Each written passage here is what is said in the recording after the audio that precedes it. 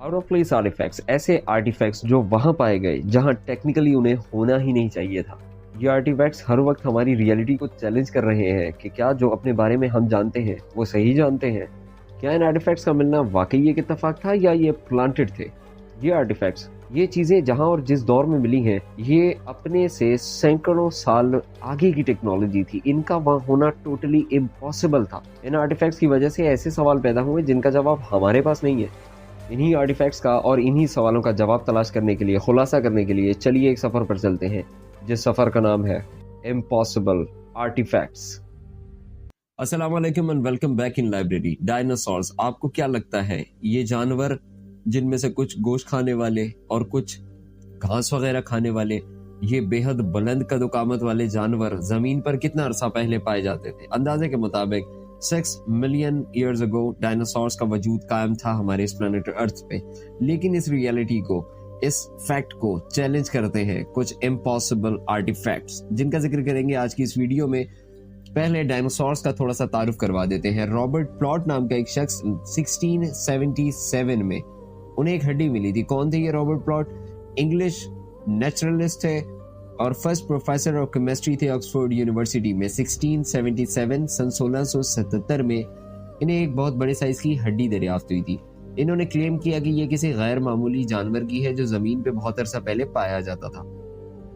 आज ये अंदाजा लगाया जाता है कि ये डायनासोर से रिलेटेड बात कर रहे थे, लेकिन उस दौर में इनके आइडिया को या इनकी थ्योरी को रिजेक्ट कर दिया गया था। डायनासोर्स को दरियाफ्त करने का जो असली सेहरा किताबी तौर पे किसी शख्स के सर है तो उसका नाम है विलियम बुकलैंड। ये ब्रिटिश फॉसिल हंटर थे और इन्होंने 1819 में डायनासोर का पहला फॉसिल फाइंड किया था जिसका नाम मेगलोसॉरस रखा गया था।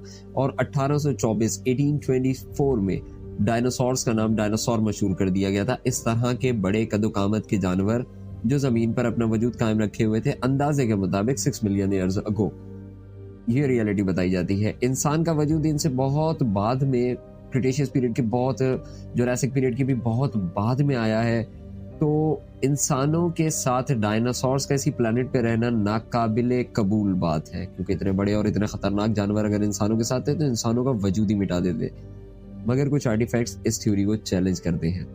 उनमें से एक है अकम्बारो आर्टिफैक्ट। अकम्बारो एक सिटी है जो गुआनाटो स्टेट के अंदर एक सिटी है। अकम्बारो मैक्सिको के अंदर, वहां पर 33,000 स्मॉल सेरामिक फिगर्स पाए गए हैं। 33,000 स्मॉल सेरामिक फिगर्स, मिट्टी से बने हुए ऐसे स्ट्रक्चर्स 33,000 जो कि डायनासोर्स के हैं। सही सुना आपने।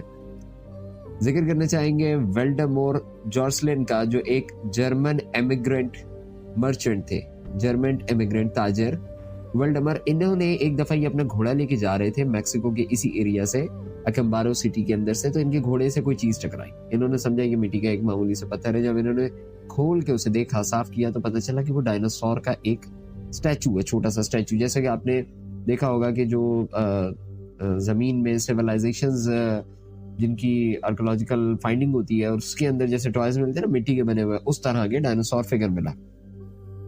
अच्छा, वेल्डेमीर को इस चीज का बहुत ताज्जुब हुआ तो उन्होंने वहां रुकने का फैसला किया और वहां के जो मुकामी लोग थे उन लोगों को कहा कि आप ऐसे स्ट्रक्चर्स फाइंड करके लाएं, जमीन में खुदाई करके, एक्सकलेशन करके, और हर स्ट्रक्चर पे, हर टॉय पे मैं आपको कुछ इनाम दूंगा, कुछ पैसे दूंगा। तो गांव वाले लग गए इस चीज में। तो टोटल 33,000 स्मॉल सेरामिक फिगर्स निकाले गए जो डायनासोर्स के थे, मुख्तलिफ तरह के डायनासोर्स जो आज हम देखते हैं। ये कितने पुराने क्लेम किए जाते हैं, इसके लिए एक आर्कियोलॉजिस्ट को कांटेक्ट किया गया, चार्ल्स सी डी पेसो। ये एमेरेंड फाउंडेशन के लिए काम करते थे ये आर्कियोलॉजिस्ट सी डी पेसो। ये क्या ऑर्गेनाइजेशन थी, क्या फाउंडेशन थी? ये फाउंडेशन नेटिव अमेरिकन कल्चर को प्रिजर्व करने की ऑर्गेनाइजेशन है। जो नेटिव अमेरिकन कल्चर है उसको ये प्रिजर्व करते हैं। इन्होंने ये स्टेटमेंट दिया था कि अकम्बारो फिगर्स जो है, आर्टिफैक्ट्स जो है, दीज आर नॉट ऑथेंटिक। इसका क्या रीजन दिया जाता है और क्यों उन्होंने क्लेम किया, ये बात याद रखने वाली है कि सी डी पेसो ने कोई भी एक्सपेरिमेंट डेटिंग फाइंड करने के लिए इन स्टैच्यूज पे, इन फिगर्स पे नहीं किया था। वो सिर्फ अपने 4 घंटे की उस ऑब्जर्वेशन पे बेस करके स्टेटमेंट दे रहे थे, जो 4 घंटे उन्होंने वेल्डेमीर के घर में गुजारे थे इन टॉयज को देखते हुए, इन आर्टिफैक्ट्स को देखते हुए। चार्ल्स सी डी पेसो ने ये कहा था कि ये जो आर्टिफैक्ट्स हैं इन पे एजिंग का कोई असर नजर नहीं आता, ना ये टूटे हुए हैं, क्योंकि जो भी आपने नोट किया होगा कि आर्टिफैक्ट्स हमें जमीन के नीचे से मिलते हैं वो टूटे हुए होते हैं, टुकड़ों में होते हैं, उन्हें बाद में जोड़ा जाता है और कम से कम उन पे एजिंग का कोई इफेक्ट उनकी फर्स्ट लेयर, उनकी जो स्किन होती है उस पर नजर आता है। बट सी डी पेसो के मुताबिक एकम्बारो आर्टिफैक्ट्स के अंदर ऐसा कोई हमें देखने को नहीं मिला, ऐसा कोई फर्क उन पे एजिंग का कोई इस तरह का इफेक्ट हमें देखने को नहीं मिला। इन फिगर्स की एज फाइंड करने के लिए टीएल डेटिंग का प्रोसेस जो है उसे चेक किया गया। टीएल डेटिंग यानी थर्मोल्यूमिनेसेंस डेटिंग, ये किसी भी बॉडी के अंदर जो हीट दी गई है उसके कार्बन पार्टिकल्स को स्टडी करके उसकी एजिंग फाइंड करने का एक तरीका है जो कि इतना ज्यादा ऑथेंटिक नहीं होता। इसे करने वाले लोगों का नाम था Grey W and Marcy Hanes. इन्होंने जब टीएल डेटिंग की तो पहला जो रिजल्ट आया वो आया 2500 बीसी। आर्टिफैक्ट्स की एज क्या निकली? 2500 बीसी, जो कि नाकाबिल कबूल लगा। इस वजह से दोबारा इस प्रोसेस को गुजारा गया। दूसरा रिजल्ट जो आया वो 1976, दूसरे ट्राई पे जो रिजल्ट आया 1976, तीसरे ट्राई पे जो रिजल्ट आया 1969। रिजल्ट अनसैटिस्फैक्टरी थे तो इसे रिजेक्ट कर दिया गया। ध्यान रखने वाली बात यह है कि ये ट्वाइस मिले थे जुलाई 1944 में और टीएल डेटिंग की गई थी इनके मिलने के तकरीबन 35 से 40 साल बाद। इसीलिए आज तक एकम्बारो आर्टिफैक्ट्स की कोई ऑथेंटिक रिपोर्ट किसी भी आर्कोलॉजिकल फाउंडेशन की तरफ से नहीं आ सकी, लेकिन ये म्यूजियम्स में रखे गए हैं लोगों को देखने के लिए। एकम्बारो आर्टिफैक्ट्स डायनासोर्स के 33,000 स्मॉल फिगर्स। ये बात याद रखने वाली है कि अर्ली ह्यूमंस जो भी स्टैचूज या स्ट्रक्चर्स बनाया करते थे वो उन्हीं चीजों के बनाया करते थे जिन्हें वो देखते थे। क्या लगता है आपको एकम्बारो आर्टिफैक्ट्स हमारी रियलिटी को चैलेंज करते हैं? इसी स्टेटमेंट को, इसी मुद्दे को और स्ट्रॉन्ग बनाता है टेफरम स्टेगोसॉरस। टेफरम एक मंदिर है, एक टेंपल है, बुद्धा का टेंपल है जो कंबोडिया में है और इस टेंपल के अंदर बहुत से स्टैचूज स्ट्रक्चर्स बने हुए हैं। जैसा कि आपने टेंपल्स को देखा होगा कि इनकी जो वॉल है उस पर क्राफ्टिंग की जाती है बहुत ज्यादा, तो इस टेंपल पे भी ऐसे ही है। टेफरम के अंदर 15वीं सेंचुरी के अंदर यहाँ जो बादशाह रूल किया करता था उसकी गवर्नमेंट गिरा दी गई और उसके बाद इस टेंपल को अबंडन कर दिया गया। 15th सेंचुरी से ये जो टेंपल है ये अबंडन है। कुछ अर्से पहले इसकी कुछ वीडियोस इंटरनेट पे बहुत वायरल हुई और उसके अंदर एक फिगर बहुत ज्यादा वायरल हुई जो कुछ एनिमल्स बने हुए थे, इसकी वॉल पे क्राफ्टिंग की गई थी। उन एनिमल्स में से एक एनिमल को लोगों ने ये देखकर इसको आइडेंटिफाई करा कि ये स्टेगोसॉरस है, 3 सिंग वाला डायनासोर जो जुरासिक पार्क मूवी में आपने कई दफा देखा होगा। 3 सिंग वाला डायनासोर स्टेगोसॉरस ये बना हुआ है उस टेंपल की दीवार पे। फिर से वही कहना चाहूंगा, उस दौर के लोग वही क्राफ्ट करते थे जो वो आंखों से देखते थे। तीसरा आर्टिफैक्ट जो हमें मिलता है Paluxy river tracks, Texas, United States में। 1908 में यहाँ एक फ्लड आया था, एक सैलाब आया था। जब उस सैलाब का पानी कुछ हटा तो एक छोटा बच्चा जो स्कूल की जानिब जा रहा था जिसका नाम जॉर्ज एडम्स था, उस बच्चे ने यहाँ पे कुछ ट्रैक्स फाइंड करे, इस एरिया में कुछ ट्रैक्स फाइंड करे। वो जो ट्रैक्स थे वो बाद में जब स्टडी किए गए तो वो डायनासोर्स के दौर के क्रेटेशियस पीरियड के ट्रैक्स थे। उनमें क्या था, ट्रैक्स में ऐसा क्या खास था, क्योंकि डायनासोर के ट्रैक्स तो पूरी दुनिया में मिलते रहते।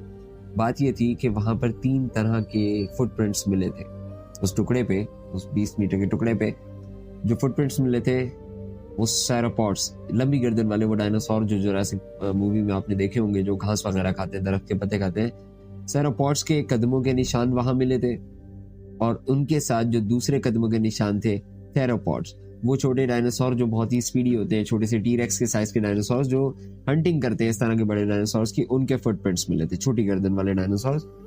रोनाल्ड टी बर्ड नाम का एक बंदा था 1935 में, उस बंदे ने इस स्टोरी की, इस साइट की विजिट की, इसकी स्टडी की और उसके बाद एक थ्योरी पेश की जिसको चेस सीक्वेंस कहा जाता है। उसने ये थ्योरी पेश की थी कि यहाँ पे सेरोपॉड्स का एक ग्रुप जा रहा था और उन्हें चेस करने के लिए मिनिमम एक थेरोपॉड मौजूद था, मिनिमम एक थेरोपॉड वहां पर उनको चेस कर रहा था। ज्यादा भी हो सकते हैं लेकिन फुटप्रिंट्स के मुताबिक एक कम से कम होना चाहिए। इन फुटप्रिंट्स में एक फुटप्रिंट ऐसा भी था, ऐसा फुटप्रिंट जो इंसान के कदमों का था क्रिटेशियस पीरियड में। डायनासोर्स के फुटप्रिंट्स के साथ इंसान का फुटप्रिंट मिला। इस थ्योरी को 2021 में रिजेक्ट कर दिया गया ये कहकर कि ये फुटप्रिंट्स असल में डायनासोर के ही फुटप्रिंट्स हैं, लेकिन इसके अंदर ना एजिंग की वजह से मड आ गई है या ऐश आ गई है, या उस डायनासोर ने अपना फुट जो है वो सही तरीके से प्रॉपर नहीं रखा था, जिस वजह से इसकी शेप चेंज हो गई है। अगर ऐसी ही बात है तो ये फुटप्रिंट्स सिर्फ गिने चुने फुटप्रिंट्स पे ही ये एजिंग फिनोमेना क्यों काम कर रहा है, बाकी जो फुटप्रिंट्स हैं उनके अंदर एशेज या मड इस तरीके से क्यों नहीं आए? चंद फुटप्रिंट्स ही डायनासोर ने आड़े टेढ़े क्यों रखे? डायनासोर के फुटप्रिंट्स अच्छे खासे बड़े होते हैं, ह्यूमन का फुट बहुत छोटा होता है। तो थ्योरी तो दे दी गई, रिजेक्ट भी कर दी गई, लेकिन कोई सेटिस्फैक्टरी आंसर नहीं दिया गया। क्या लगता है आपको इन आर्टिफैक्ट्स की स्टडी करने के बाद? पलक्सी रिवर ट्रैक्स, टिफरम, स्टेगोसॉरस और एकम्बारो आर्टिफैक्ट्स, इनके बारे में सुनने के बाद आपको क्या लगता है? क्या जमीन पे कोई ऐसा दौर भी गुजरा है जब इंसानों के साथ ये अजीब और बड़े खतरनाक डायनासोर्स भी जमीन पर रहा करते थे? क्या ऐसा कोई पीरियड इंसानों ने जमीन पर गुजारा है जब डायनासोर्स उनके साथ रहा करते थे? क्या पुराने एशियंट इंसानों ने इन डायनासोर्स को अपनी आंखों से देखा था, इसीलिए इनके स्ट्रक्चर्स बनाए? जवाब कमेंट में जरूर बताइएगा। अगले एपिसोड में हम जिक्र करेंगे बिजली की दरियाफ्त से पहले बनने वाली बैटरी का, द बगदाद बैटरी, और उसी तरह के और अजीब व गरीब आर्टिफैक्ट्स का। तब तक के लिए अपने भाई को दुआ में याद रखिएगा। फी अमानिल्लाह।